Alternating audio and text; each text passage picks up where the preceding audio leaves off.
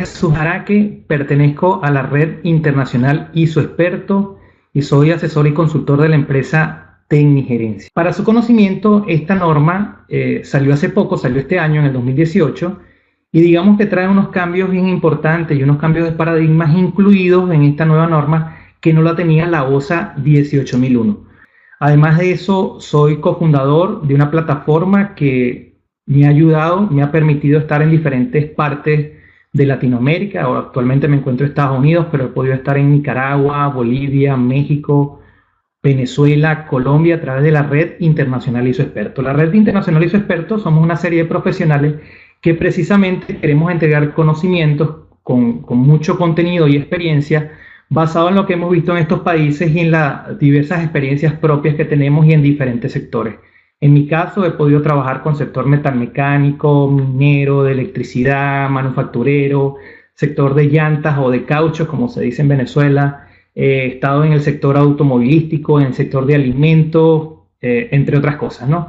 Y basado en esa experiencia, bueno, traemos parte del conocimiento de las normas ISO y cómo pueden ser su aplicación o cómo podemos ayudar a formar auditores internos o auditores líderes que realmente agreguen valor a las organizaciones gracias a las competencias y habilidades que ganan en nuestra información, en nuestro conocimiento o en nuestros cursos. Como les dije, la norma ISO 45001, en este caso versión 2018, tiene esta presentación gráfica. Lo que están viendo en su pantalla es una presentación gráfica que la misma norma lo indica, donde podemos fácilmente ver cómo podemos amarrar a los capítulos, ¿no? Por ejemplo, el capítulo número 4, si recuerdan, capítulo número 4 de qué trataba, los que se acuerdan y saben, capítulo 4 trataba entonces de, acá estoy marcando con el lapicito, el contexto de la organización y la necesidad y expectativa de los trabajadores y otras partes interesadas. Recordando que habíamos dicho que en el caso de la 45001 iba a hacer mucho énfasis en qué. A ver, ¿cuál es la parte interesada que más énfasis se le hace? Para los que recuerdan, me pueden contestar en el chat. Muy bien, por acá, trabajadores, dice Lilian Morales, perfecto. Trabajador, perfecto.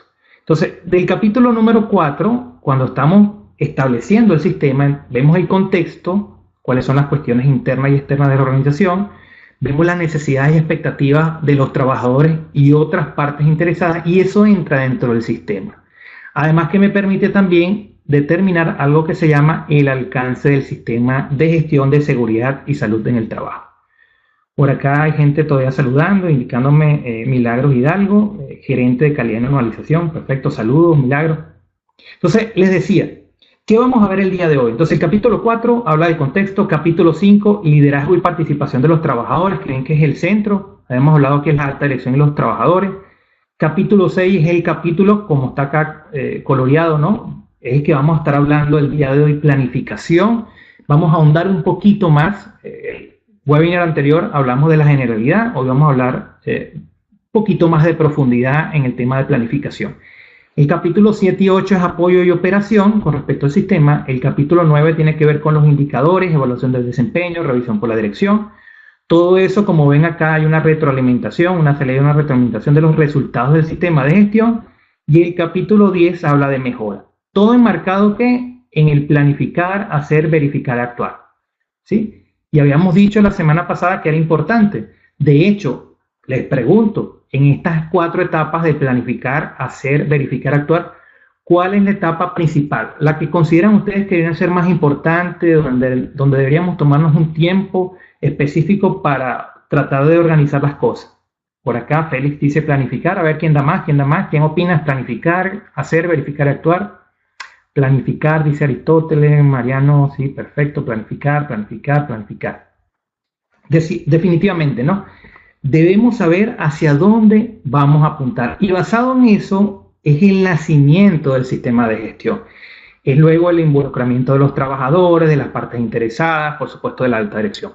Pero tenemos que establecer adecuadamente el sistema. Bueno, hacia dónde apuntamos. Y ese va a ser el tema que vamos a estar hablando. Muy bien, planificar. En la etapa de planificación, y voy a abrir acá un mapita mental que vamos a estar mostrándolo durante todo el webinar, la norma me exige o me pide diferentes subcapítulos que me permiten saber entonces cuáles son las cosas que vamos a estar manejando, cuáles son los puntos que vamos a estar manejando dentro del sistema de gestión de seguridad de salud en el trabajo. Claro, y esos puntos ahorita le vamos a poner nombre y apellido. Estoy hablando por ahora un poquito coloquial y luego vamos a pasar un poquito más al tecnicismo. Lo primero que vamos a ver es 6.1, que es acciones para abordar riesgos y oportunidades. Y les pregunto, para aquellos que han leído algo y participaron en el webinar anterior, o aquellos que tienen alguna experiencia dentro de este campo, ¿qué será eso de riesgos y oportunidades? ¿Quién ha escuchado del tema de riesgos y oportunidades? ¿Referido a qué cosa será? A ver, les leo en el chat a ver qué tal, qué me colocan ahí. Acá vamos a estar viendo cierta información teórica que es vital para entender los puntos que vamos a estar abordando.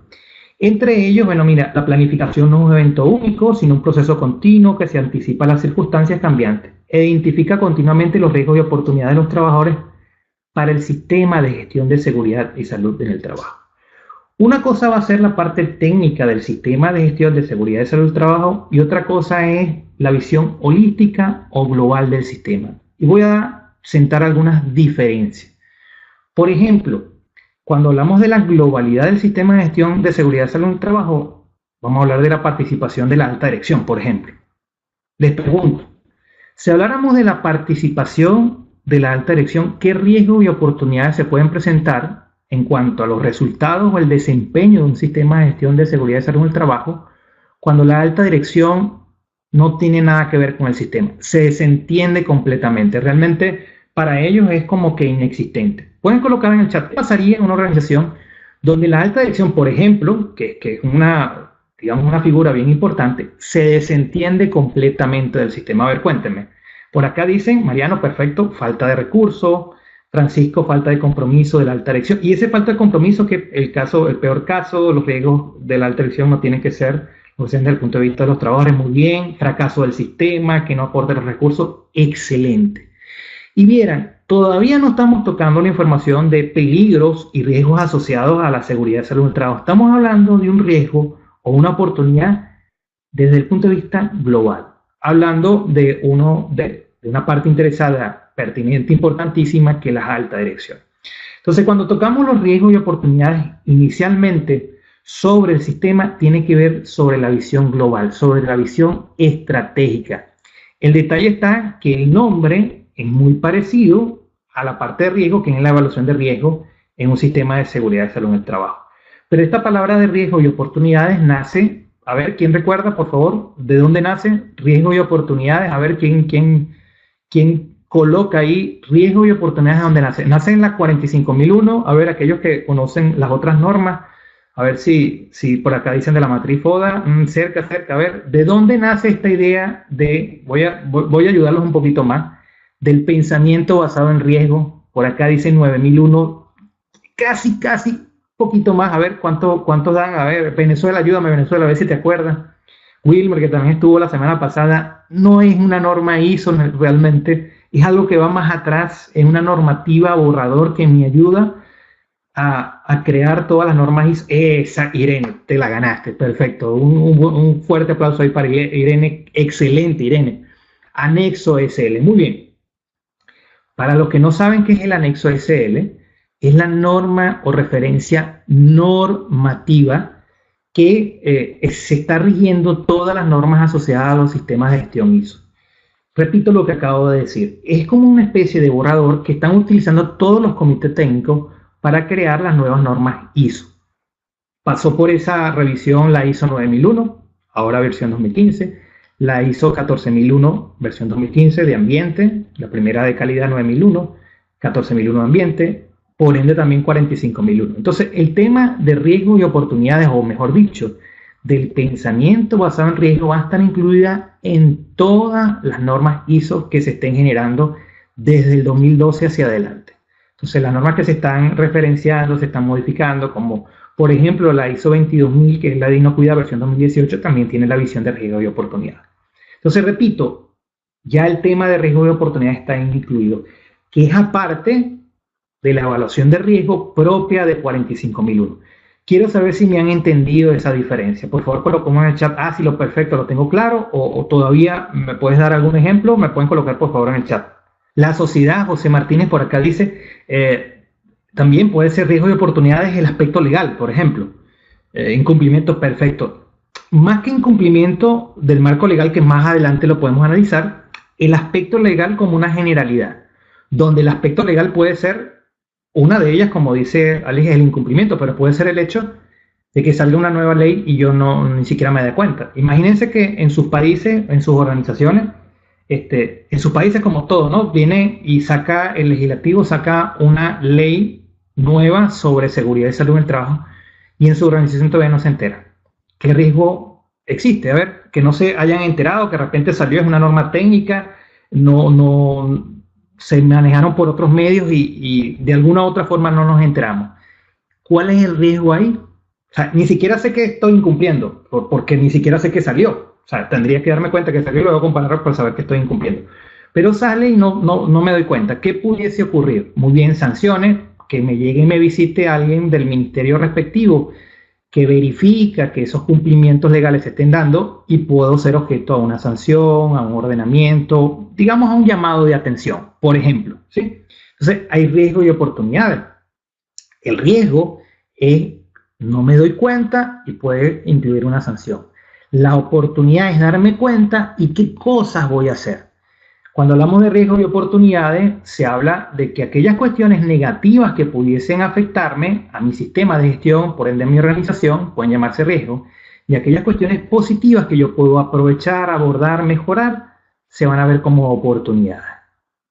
Muy bien, competencia de los miembros de la comisión mixta, sindicatos, muy bien, el hecho de la competencia del personal, un riesgo puede ser que la alta dirección pierda precisamente el liderazgo, lo que genera conflicto y desinterés en los trabajos. Muy bien, Aristóteles. Ya con esto hemos aclarado un poco más el tema de riesgo y oportunidad. Ahora, la pregunta que todos nos hacemos, ¿y qué hacemos esto? A ver, el título de 6.1 dice acciones para abordar riesgo y oportunidades. No dice riesgo y oportunidades. ¿Cuál es la diferencia? Repito, y me pueden contestar en el chat. 6.1 lo que me pide acciones para abordar riesgo y oportunidades. No dice riesgo y oportunidades. ¿Cuál es la diferencia? Espacio y momentos para incluir a los trabajadores, elaborar un plan de acuerdo a lo identificado. Excelente. Me piden son acciones. Y me voy a detener acá.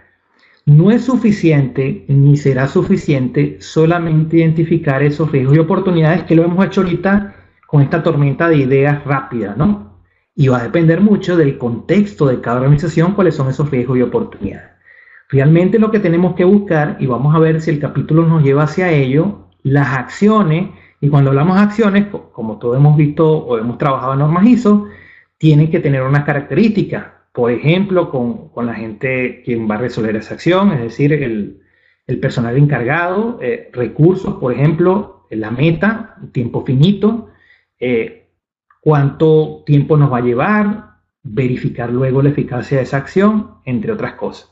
Entonces, lo que quiero es que se lleven en su mente, en este momento, que no va a ser suficiente los riesgos y oportunidades, sino que también, o a la final vamos a acciones para abordar esos riesgos y oportunidades que hemos decidido tomar. De la tormenta de ideas, de las diferentes metodologías que pudiésemos aplicar para identificar estos riesgos y oportunidades, por ahí dijeron algunas, que si la matriz de Dauphin, el diagrama de Porter, porque son, digamos, riesgos y oportunidades a nivel global, a nivel estratégico, y luego vamos cascadeando eso.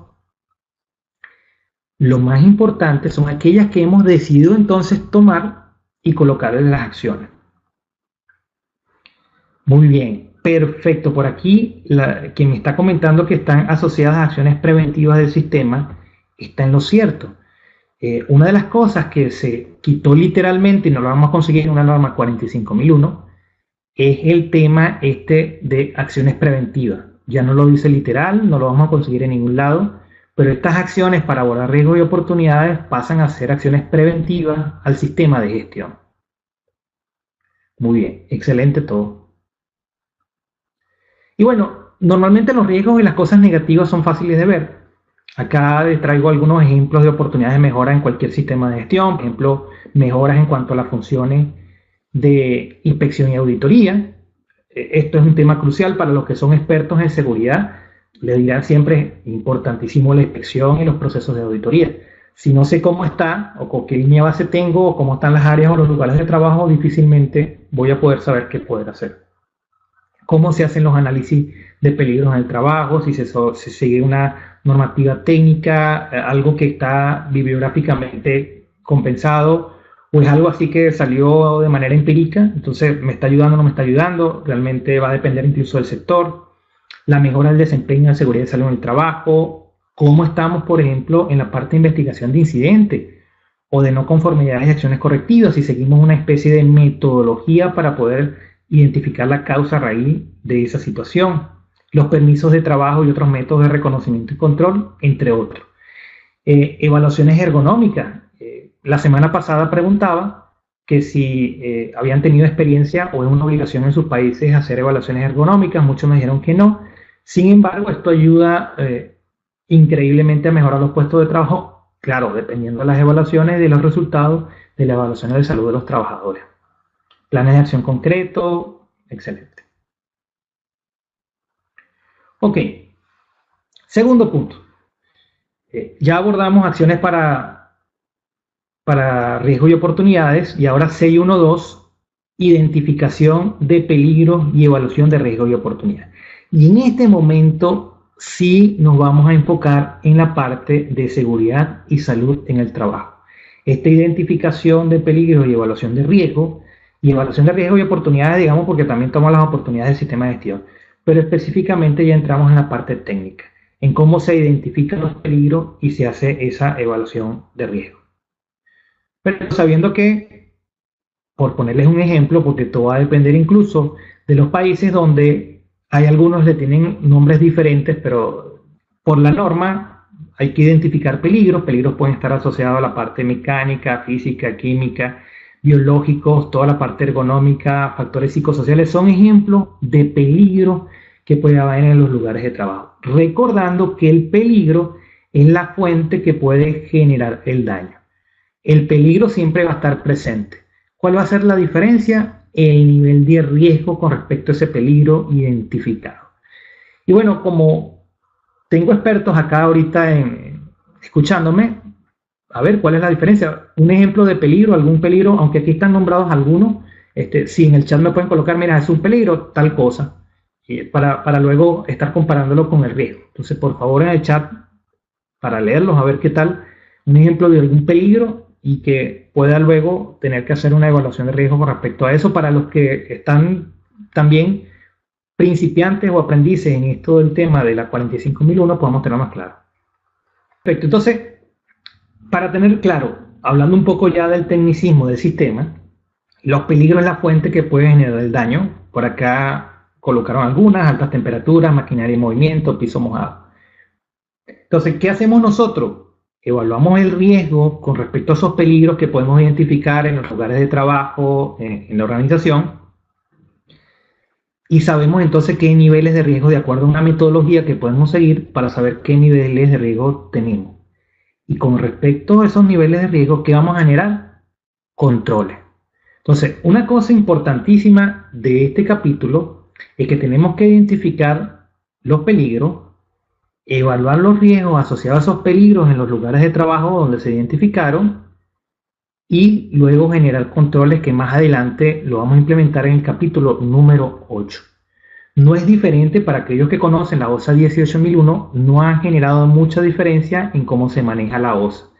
Sin embargo, la diferencia más importante fue lo que vimos anteriormente, que los riesgos y oportunidades tienen que ver con el sistema de gestión. La norma, trabajo en altura, muy bien. La norma lo que me pide, recordando un poco con mayor detalle, que cuando se hacen esos procesos inicialmente de identificación de peligro, se deben determinar, bueno, las actividades o situaciones rutinarias y no rutinarias, de trabajo normal o ocasionales, a corto y largo plazo, factores humanos relativos a las capacidades, limitaciones, ¿no? Todas las condiciones antropométricas de las personas, porque no es lo mismo una persona más bajita y más alta si hago de repente un trabajo de pie, ¿no? Entonces, depende si es trabajo de carga, todo va a depender. Entonces, todos esos factores se empiezan a evaluar, se identifican como peligros relacionados a las personas que pueden generar, la fuente que le puede generar un daño, una lesión, una enfermedad en el trabajo ocupacional, y luego se evalúan los riesgos. Entonces, la información debería aplicarse a las herramientas, maquinarias, sistemas, etcétera, ¿no? La norma también me da mayor información. Los peligros nuevos o modificados, atención acá, si vamos a plantear nuevos lugares de trabajo, imagínense que hacemos nuevas naves o nuevos galpones de trabajo, ahí también tenemos que identificar con anterioridad qué peligros se pueden presentar para colocar los controles respectivos, ver cómo se lleva el trabajo normalmente, qué otras cosas se pueden levantar, las situaciones potenciales de emergencia, qué peligros pueden surgir cuando de repente hay un incendio dentro de las instalaciones. Entonces hay unos peligros identificados ahí porque eso puede ocurrir. A la hora de un sismo, qué peligros pueden ocurrir. Y basado en eso, se hace la evaluación de riesgo y se determinan los posibles controles a seguir. Repito, no hay mucha diferencia con OSA 18001, pero a lo mejor para los que están aprendices es importante conocer los conceptos. Bien. Y bueno, sigue más información. Todos estos puntos son, digamos, obligatorios que recomiendan las normas que deberían de tomarse en cuenta. Por ejemplo, los peligros asociados a los contratistas, transeúntes, visitas. O sea, llega un visitante probablemente, y voy a preguntar acá en el chat, ¿cuántos de ustedes trabajan en organizaciones grandes donde se desplaza un visitante dentro de las organizaciones? Pueden colocar, por ejemplo, el chat, ¿y qué hacen con ese visitante? ¿Qué hacen? Llega alguien nuevo a la organización y va para un área de planta o un área administrativa. ¿Qué hacen con ese visitante? A ver, pueden colocar en el chat un visitante, alguien nuevo llega a las instalaciones de su organización, en el caso de que sea una planta grande. A ver, por acá, ausencia de equipo de protección. Entonces, repito la pregunta, viene un visitante, para los que trabajan en organizaciones grandes, donde hay que hacer ciertos recorridos para llegar a ciertos puntos de la planta. Imagínense que ese visitante llega, que va a entregar algo a alguien y tiene que pasar por planta, etcétera. ¿Ese visitante qué hace? Bueno, el visitante debería tener claro qué peligros hay en las instalaciones. O sea, ¿por qué? No soy visitante, nunca he estado en esa organización, no trabajo allí, no hago vida en la organización. ¿Qué peligros pudiesen estar asociados para evitar que ese transeúnte o ese visitante que no es común, no es frecuente que esté en las instalaciones pueda generarse algún daño? Por acá, muy bien, Aristóteles dice, se le ofrece una breve inducción, ¿verdad? Hay organizaciones que registran esa información. De hecho, si esa inducción breve, aunque sea breve, no se le ha dado, no ingresa. Imagínense que sea un área donde haya derrumbes, un área grande, por lo menos la cementera, son áreas bien abiertas. Por ejemplo, las empresas metalmecánicas tienen que tener ciertos equipos de protección personal si vas a pasar por el área de planta, y si no lo tienen, no entra. O sea, te puedo dar la inducción, pero definitivamente si no trae cierta indumentaria, donde de repente se requiere algún casco, unos lentes, a veces le colocan hasta un chaleco identificador para que sepan, mire, esa persona no es de aquí, no es común, todo el mundo esté alerta. Se le hace una notificación de riesgo, Milagros por acá indica, muy bien. Entonces, imagínense el caso del visitante que sería para un contratista. Entonces, cuando identificamos los peligros, no solamente vamos a identificar para aquellas personas que hacen el trabajo diario en la organización, sino aquellas personas que a lo mejor no es de uso frecuente, un contratista, aunque haga digamos, una breve estancia en la organización, bueno, qué peligros pueden estar asociados ahí, porque entra y sale, normalmente los contratistas son así.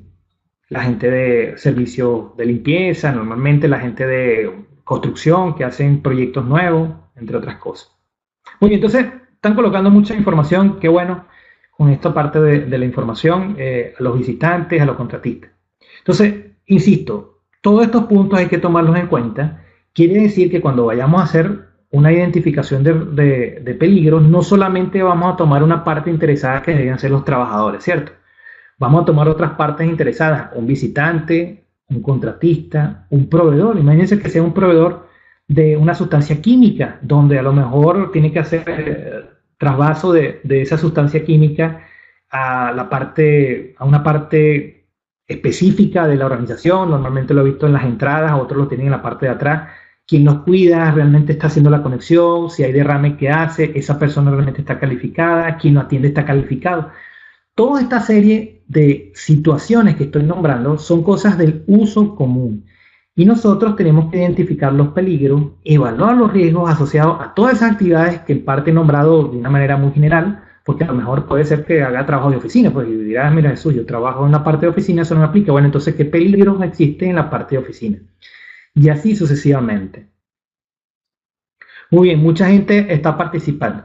Quiero saber entonces si tienen claro esto de la parte de identificación de peligros inicialmente que estamos viendo. Por favor, colócame en el chat, mira, sí, eso estoy claro, perfecto. Claro, hay que ahondar un poco más. Por supuesto, hay que hacer ejercicio con respecto a esto. Pero en el caso de este webinar, quiero abarcar el capítulo 6 de una manera general para que entendamos un poco más cómo se puede conectar con una norma como 45001.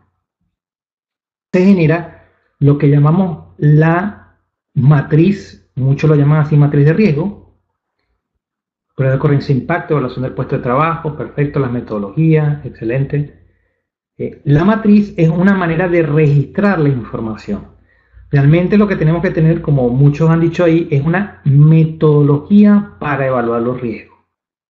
Una de tantas es una matriz que se genera, ¿verdad? Una matriz de evaluación de riesgo, donde dependiendo qué tipo de metodología siga, qué información va dentro de esa metodología, van a haber una especie de columna y normalmente hay una especie de valor de riesgo asociado. Un ejemplo de ello, lo voy a mostrar en pantalla, es un simple ejemplo de muchas de las cosas que puedo llevar.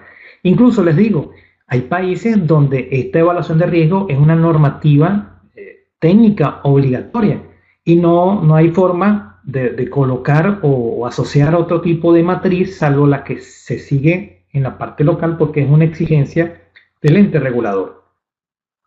Este es un ejemplo de una matriz, está vacía, obvio hay que llenarlo de acuerdo al área de proceso, actividad, donde como mínimo deberíamos estar asociado al peligro, bueno, decir si es una actividad o proceso cuál es, ese peligro que está identificado, en qué condición pudiese estar presente ese peligro, si es una condición normal, arranque, parada, situaciones de emergencia, todo va a depender de cosas que yo puedo estar incluyendo.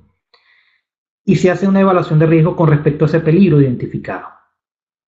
Entonces, se puede, algunos incluyen los números de personas, porque depende si el impacto es mayor o menor, y se habla por lo menos de la frecuencia, la probabilidad de la severidad. La frecuencia tiene normalmente que ver con las veces que se hace la actividad. La probabilidad es la probabilidad de ocurrencia de ese evento, de acuerdo a muchos factores, como entre ellos los controles, y la severidad es el daño que pudiese ocurrir. Hay gente que solamente coloca ocurrencia por severidad, que es lo mínimo necesario. Hay matrices de riesgo que solamente se ven eso y son matrices un poco más cualitativas que cuantitativas. Pero esta es un poco más numérica. Y de acuerdo a una fórmula que lo voy a mostrar en unos momentos, yo pudiese determinar el valor de riesgo y por ende la significancia. Saber si realmente ese riesgo va a ser significativo, si tiene mayor peso. Ahora, quiero parar un momento acá. Muy bien, por acá han contestado, milagro, se genera la probabilidad de consecuencias en el nivel de riesgo, evaluación del puesto de trabajo, excelente, muy bien. Muy bien, entonces les decía que la matriz de riesgo va a generar un valor donde de acuerdo a ese valor genera una significancia. Ahora, ¿por qué ese valor de riesgo y esa significancia es importante? Porque tenemos que priorizar, o sea, es decir, aquellas situaciones o áreas o peligros que tengan mayor número elevado de riesgo, debemos de priorizarla, ponerle mayor recursos, atenderla más pronto, porque a lo mejor si ocurre una situación ahí, el daño va a ser mayor a las personas, o hay mayor facilidad de que esa fuente de peligro afecte a las personas por cualquier situación, porque los controles son débiles o no existe ningún control. Entonces, muy bien, entonces, importantísimo. ¿Cómo se hace esa evaluación? En la presentación hay unas tablas de rango de frecuencia que uno puede estar siguiendo. Según el área que estamos evaluando, podemos chequear la parte de la frecuencia, poder ver la parte de la probabilidad y poder ver la parte de severidad. Y haciendo esa evaluación, se generaría un resultado, donde numéricamente yo puedo determinar si necesito tomar acción inmediata, si no es necesario, si puedo tardar más de un día o 2 meses, o definitivamente hasta tengo que detener el trabajo. Eh, Estas evaluaciones, y voy a abrir un espacio acá, un paréntesis, no lo puede hacer cualquier persona. Normalmente estas evaluaciones tienen que ser partícipe primero de los trabajadores, que son los que normalmente hacen la actividad para entender las fuentes de peligro y las evaluaciones. Supervisores, participación, personas que conocen el área y personas también expertos en la parte técnica de seguridad y salud. Llamen los técnicos en seguridad o ingenieros de seguridad, los médicos ocupacionales o enfermeras, que ayuden también a ver otras cosas que a lo mejor que en el día a día rutinario no se observa, pero son fuentes de peligro y hay unos riesgos asociados a unos controles específicos a instaurar. Conclusión, para yo poder llegar a utilizar estas tablas, ¿verdad? Y llenar una especie de matriz ejemplo que estoy mostrando acá, necesitamos personal competente, al igual que las personas que trabajan en los lugares de trabajo, y en un equipo multidisciplinario poder sacar la información. Repito, de hecho la norma lo pide, participación y consulta de los trabajadores en capítulo 5, como le había dicho la semana pasada, habla de participación de los trabajadores. Y dentro de la participación, uno de los puntos es cuando se haga la identificación de peligro y evaluaciones de riesgo, tiene que haber participación activa de los trabajadores. ¿Sí me entendieron este punto? A ver, colóqueme, sí, estamos claros. Entonces, para hacer este levantamiento, que es un ejemplo, repito, tenemos que tener una metodología. Esto es un ejemplo, pero a lo mejor hay metodologías asociadas a las normas técnicas de sus países, tienen que averiguarlo. Pueden haber incluso metodologías corporativas en las organizaciones donde laboran, o simplemente las matrices cuantitativas o cualitativas que se ven normalmente, ¿no? Que las puedo descargar, buscar bibliografía con respecto a esto. De requisitos legales y otros requisitos. Estaba viendo acá mucha gente contestando en el chat, perfecto. Entonces, también planificación, ya abordamos acciones y riesgos y oportunidades, peligro y evaluación, identificación de peligro y evaluación de riesgo, y vamos a entrar un poco en identificación de los requisitos legales y otros requisitos. Está en la parte de planificación. Como dijeron muchos de sus compañeros, riesgos y oportunidades también tienen que ver con el aspecto legal. Entonces está en el capítulo 6, recordando un poco lo que la norma nos pide. Los requisitos legales pueden incluir, a ver, ayúdenme, ¿qué requisitos legales en sus países pudiesen estar aplicando?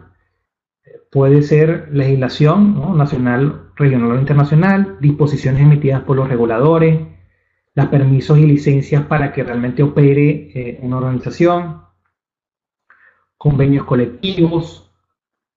Otros requisitos pueden incluir, por ejemplo, requisitos de la organización, condiciones contractuales, acuerdos con los empleados, acuerdos con partes interesadas, principios voluntarios, ¿no? Los principios públicos de la organización o de su casa matriz, entre otras cosas.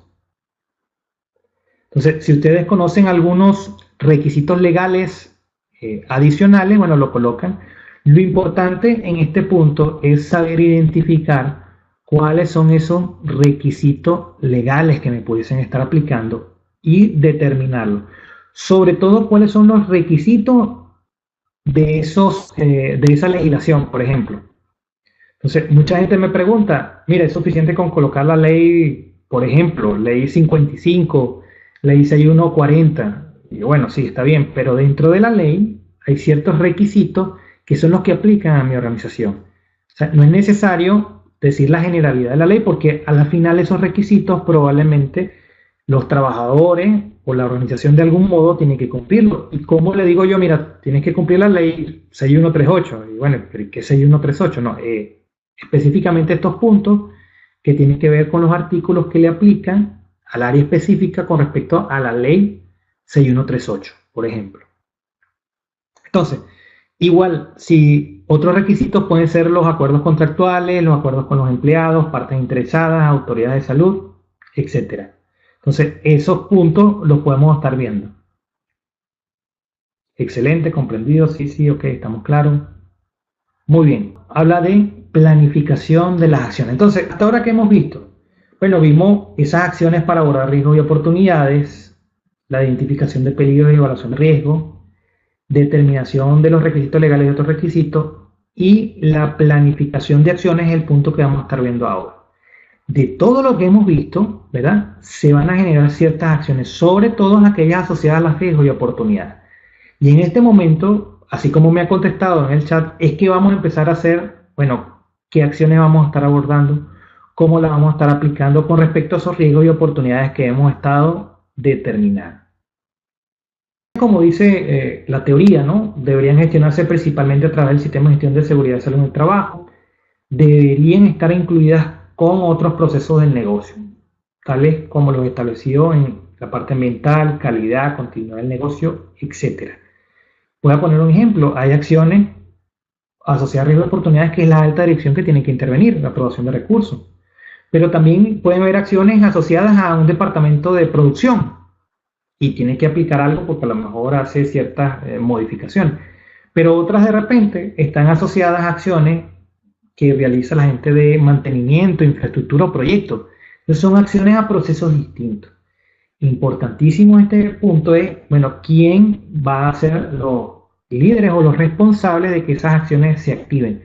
Y probablemente sean personas, no necesariamente gente involucrada en los departamentos de seguridad y salud en el trabajo, sino que otras personas que lideran otros procesos específicos donde esas acciones se tienen que aplicar. Para abordar riesgos y oportunidades están dos puntos importantes, que son los objetivos del sistema de gestión de seguridad en su trabajo y la planificación para lograr estos objetivos. Entonces, dentro de todo lo que hemos abordado, vamos a ver, los objetivos se establecen una manera, ¿no?, de mantener y mejorar el desempeño de seguridad y salud en el trabajo, deberían vincular los riesgos y oportunidades, el desempeño de la organización. Estos objetivos pueden integrarse con los objetivos del negocio. Y hay una recomendación importante, ¿no? Estos objetivos deberían estar asociados a objetivos estratégicos, que son, digamos, global del sistema. Ya hablamos algunos de ellos, ¿no? Por ejemplo, eliminar la exposición de ruido de la organización y ver, bueno, cuáles son las áreas que vamos bajando. En las áreas tácticas, cuáles son las instalaciones que mayor ruido generan. Y en las áreas operacionales, qué lugares de trabajo generan mayor cantidad de ruido, ¿no? Así como el ejemplo está puesto. Yo puedo tener los objetivos macro o estratégicos y bajando los objetivos tácticos y operacionales. Señores, esto es importantísimo. Les digo, colocar diferentes niveles de los objetivos permiten mayor participación del personal y de las áreas en el cumplimiento de dicho objetivo. Bien sea porque son objetivos que puede estar la parte operacional de los mismos trabajadores o supervisores, un objetivo táctico que tiene que ver con el proceso, o un objetivo estratégico que tiene que ver con toda la organización. La medición de dichos objetivos me permitirá saber si realmente los estamos cumpliendo en el tiempo o qué cosas debemos modificar para cumplir con esos objetivos en las metas previstas, que normalmente pueden ser metas previstas a 1 año, a 2 o hasta 3 años, ¿no? Todo va a depender del tipo de objetivo y los recursos que tengamos para poder cumplirlo. Bueno, por último, la planificación para lograr los objetivos de seguridad y salud en trabajo. Por acá hay mucha participación, qué bueno. Por último, esos objetivos que nos hemos planteado, lo más importante es definir cómo vamos a planificar su cumplimiento. Se debe seguir la información básica donde, ya lo hemos dicho, se identifique el responsable, realmente se tenga claro los recursos, en qué tiempo se van a cumplir dichos objetivos. Importante para el logro de estos objetivos hay que hacer la planificación de manera individual o colectiva. Todos los planes asociados a ellos, qué procesos van a intervenir o van a acompañar para que estos objetivos se cumplan. Por supuesto, qué recursos puedo estar yo colocando, recursos financieros, humanos, equipos, infraestructura. Y cuando sea posible, que es lo más recomendable, colocar unos KPI o los indicadores claves para determinar si ese objetivo se está logrando en el tiempo, ¿no?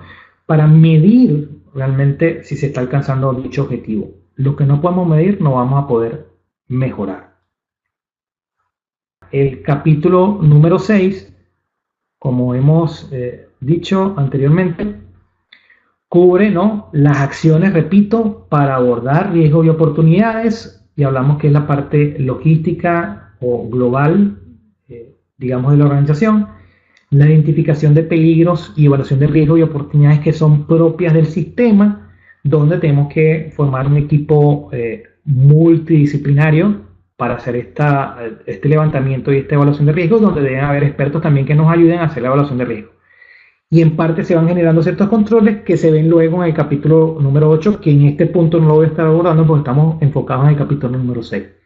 La determinación de los requisitos legales y otros requisitos para ver qué vamos a estar cumpliendo, saber realmente qué nos aplica, porque es importante, es sorprendente cómo cuando una organización implementa este tipo de sistemas se da cuenta que hay algunas cosas que no sabía que tenía que aplicar.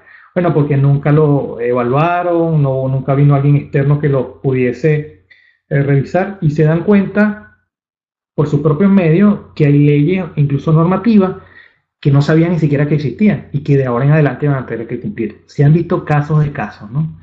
Estas normas también me ayudan a pulir un poco y entender toda la normativa legal, ¿no? Planificación de acciones con respecto a los riesgos y oportunidades que determinamos durante todo este viaje que acabamos de ver. Los objetivos de seguridad y salud en el trabajo, ¿cierto? Genéricos, donde podemos tener los niveles estratégico, tácticos y operacionales, y la planificación para cumplir dichos objetivos. Bueno, un saludo entonces desde acá de Tampa, USA, a toda la gente de Nicaragua, Chile, México,